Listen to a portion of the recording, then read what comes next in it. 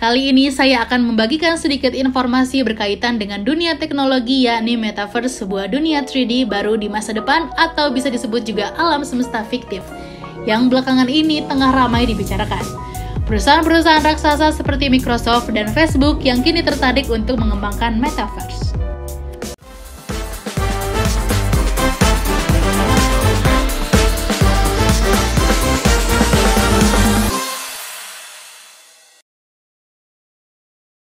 Apa definisi dari Metaverse? Istilah Metaverse ini pertama kali digunakan dalam novel Snow Crash, sebuah novel yang bergenre cyberpunk yang terbit di tahun 1992. Dalam novel tersebut, Metaverse digambarkan sebagai dunia virtual 3D yang dapat dikunjungi oleh orang-orang melalui perangkat VR.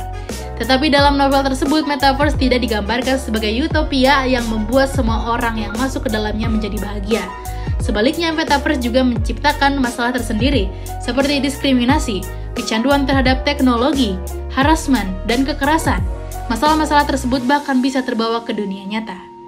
Banyaknya perusahaan-perusahaan yang tertarik akan Metaverse seperti Epic Games dan Tencent, dari perusahaan game hingga perusahaan teknologi seperti Microsoft dan Facebook, menjadikan definisi dari Metaverse ini beragam menurut pandangan masing-masing perusahaan yang juga memiliki konsep-konsep tersendiri.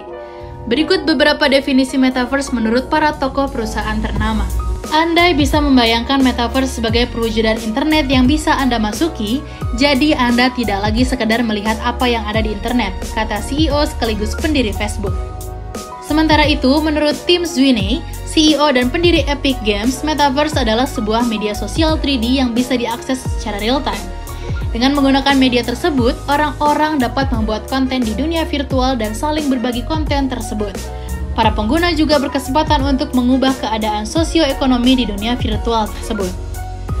Menurut Peter Warman, CEO dari Newzoo, berpendapat bahwa Metaverse sebagai tempat yang memungkinkan orang-orang untuk menjadi pemain, kreator, dan penggemar secara bersamaan. Selain itu, menurut Peter Warman, Metaverse juga dapat memaksimalkan engagement yang akan mendorong potensi bisnis. Bos dari Open Metaverse, Jez Alton, grup yang membuat standar open source untuk Metaverse, menjelaskan bahwa idealnya, Metaverse tidak bergantung pada satu teknologi milik satu perusahaan, tetapi terdiri dari berbagai teknologi buatan dari banyak perusahaan yang saling terhubung satu sama lain. Metaverse sebenarnya sudah pernah menjadi topik pembicaraan lebih dari 10 tahun lalu. Metaverse Roadmap Summit pertama kali digelar pada Mei 2006, satu tahun kemudian pada tahun 2007. Organisasi Nirlaba Accelerating Studies Foundation atau ISF merilis studi tentang Metaverse yang membahas tentang masa depan Metaverse menurut prediksi para teknisi geospasial, perusahaan game, para akademisi, dan media yang ikut serta dalam Metaverse Roadmap Summit tersebut. Mungkin hasil laporan tersebut secara garis besar ada 4 skenario yang mungkin terjadi, yaitu live lodging, augmented reality, mirror world, dan virtual world. Pada saat itu, live lodging sebagai penggunaan teknologi AR yang berfokus pada sisi komunikasi, observasi, dan memori dari pengguna, atau dalam artian lain live lodging memungkinkan pengguna untuk merekam segala sesuatu yang terjadi secara 3D. Sedangkan augmented reality saat itu diartikan sebagai teknologi imersif yang dapat melacak posisi pengguna secara otomatis. Sementara itu, mirror world adalah teknologi yang akan menampilkan gambar dari bumi, seperti Google Earth, tapi dilengkapi dengan informasi detail terkait tempat-tempat yang ditampilkan. Dan virtual world merupakan sebuah sistem yang berfungsi untuk mengadopsi elemen sosial dan ekonomi masyarakat di dunia nyata ke dalam dunia virtual. Para ahli telah memperkirakan semua ini terjadi dalam waktu 10 tahun, yaitu pada tahun 2016 lalu. Namun, seperti yang kita ketahui, hal tersebut belum terjadi. Metaverse kini kembali menjadi tren. Menurut Alton, kali ini Metaverse akhirnya akan bisa direalisasikan.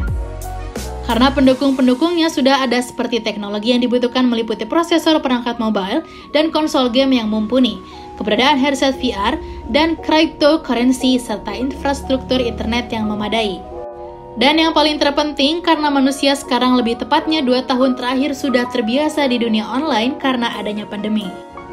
Meskipun Metaverse diminati oleh banyak perusahaan, tetapi Metaverse selalu terbuka kemungkinan bahwa teknologi itu tidak tumbuh besar seperti yang diharapkan sebelumnya.